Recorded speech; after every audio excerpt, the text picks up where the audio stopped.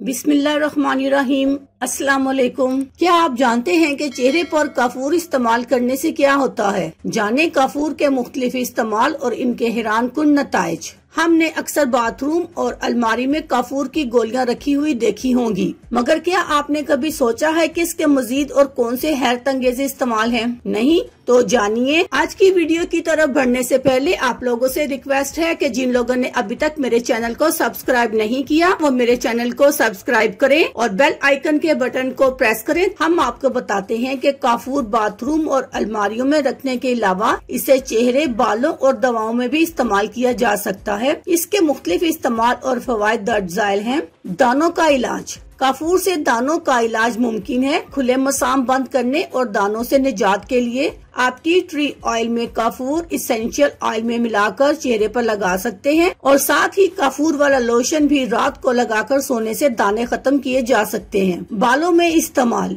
काफूर को खोपरे के तेल में मिलाकर अगर बालों पर लगाएं और मसाज किया जाए तो इससे खुश्की दूर होगी, बाल मजबूत होंगे, बालों का गिरना भी हैरत अंगेज तौर पर हद से कम हो जाएगा। जख्म और जले हुए पर इस्तेमाल करें। काफूर को अगर जली हुई जिल्द पर लगाया जाए तो ये ठंडक का एहसास पहुंचाएगा और जख्म पर लगाने से भी जख्म जल्दी सूखेगा। एक्जिमा। अगर आपको एक्जिमा है तो एक चुटकी काफूर को खोपरे के तेल में मिलाकर जिल्द पर लगाएं, बहुत जल्दी फायदा होगा, एक्जिमा खत्म हो जाएगा। दर्द और सोजिश। अगर आपको किसी कीड़े ने काट लिया है और मुतासरा जगह पर दर्द और सोजिश हो गई है तो काफूर को बराह रास्त मुतासरा जगह पर लगाने से दर्द और सोजिश से निजात मिलेगी। ठंड और खांसी में आरामदेह। अगर आपको ठंड लग गई है और खांसी हो रही है तो काफूर का इस्तेमाल इस मसले में भी आपको हैरत अंगेज फवायद पहुंचा सकता है। इसके लिए आपको पानी में काफूर डालकर उबालना होगा और फिर इस पानी की भाप लेनी होगी। ठंड खत्म हो जाएगी और खांसी में भी आराम आएगा।